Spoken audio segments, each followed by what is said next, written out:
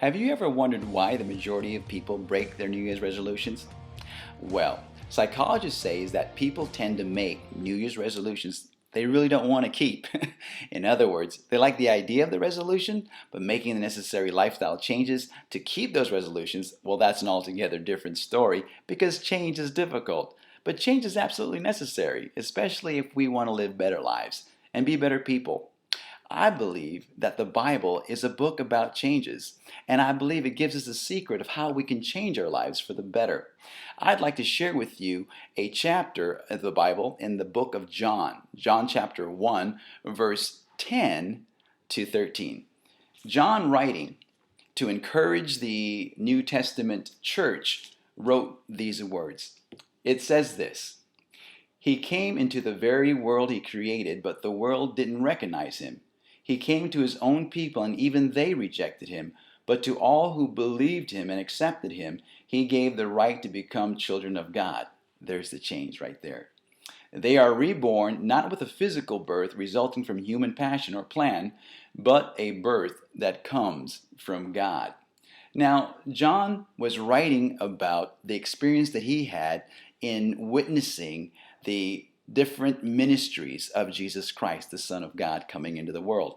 And he thought that he would encourage the early church by reviewing those events and reminding them of what all happened.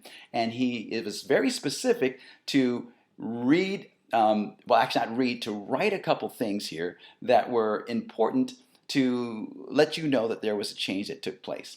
There are three facts, and then a promise, then three facts. The three facts were this: He came into the world, one fact, but the world did not recognize him. Second fact. Now the third fact was that even his own people rejected him, and then the promise and the secret to change. But to all who believed him and accepted him, he gave the right to become the children of God. Now, that Greek word there, believed, is pistuo, to have faith, to believe in. And then it leads to an action, accepted. That Greek word is lambano, to take up, to take on. And then resulting in the transformation that made them the children of God. So there it is. A change happened by starting with a little bit of thought. You see, change begins here. A little bit of thought can then produce change in my life. You see, it leads to action. It led them to accept Jesus Christ. They began to wonder about, was this guy the real guy? And when they began to wonder, they began to think, they started to search out the Old Testament prophecies about Messiah. They looked at Daniel chapter 9. They looked at Isaiah. They looked at all those early scriptures that talked about the coming of Jesus Christ. And when they thought about it, then they began to understand that this was the guy. A little bit of thought leads to action. You see, when you begin to think, it brings in three powerful attributes: honesty, authenticity, and transparency. I'd just like to talk to you about honesty because that's where it all begins. When honesty comes into our lives and we begin to evaluate our lives, all of a sudden, guess what? We want truthfulness, we want transparency, and we want to have honorable actions. And so when honesty comes into your life, you begin to make the changes that is necessary so that you can then make a progress towards the goal that you want in your life. You see, every recovery program that's worth anything in this country that I know of starts out with one thing, and that's being honest with yourself.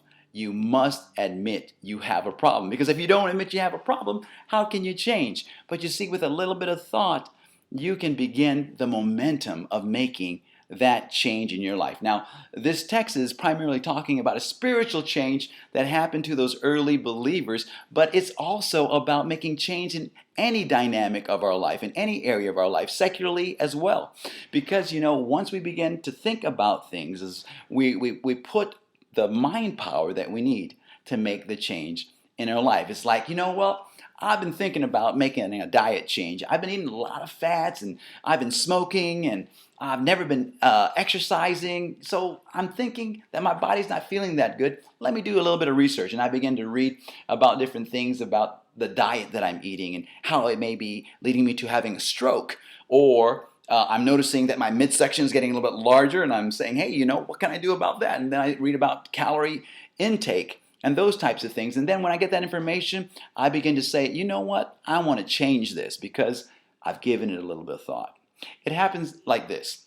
One day, a good friend of mine, he was walking up the street, and all of a sudden he couldn't breathe anymore. He felt like he was going to pass out. So he turned around and he went home. He went home and he walked into the house, and he thought he would just go upstairs and sleep it off, but he thought about it a little bit more, and he said, you know what? I better tell my wife. Honey, I'm not feeling that well, and this is what happened. And she said, hey, we need to go to the hospital right away. They went to the hospital right away. They admitted him to the hospital, and the guy had a quadruple bypass surgery. If he did not go to the hospital that day, he would have died.